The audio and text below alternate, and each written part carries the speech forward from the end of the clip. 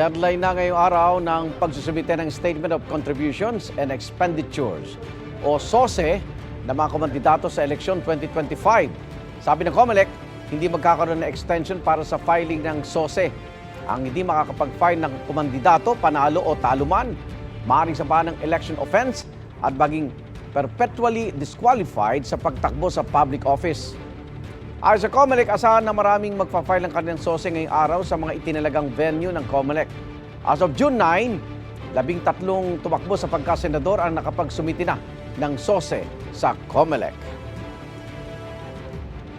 Igan, mauna ka sa mga balita, mag-subscribe na sa GMA Integrated News sa YouTube para sa iba't ibang ulat sa ating bansa.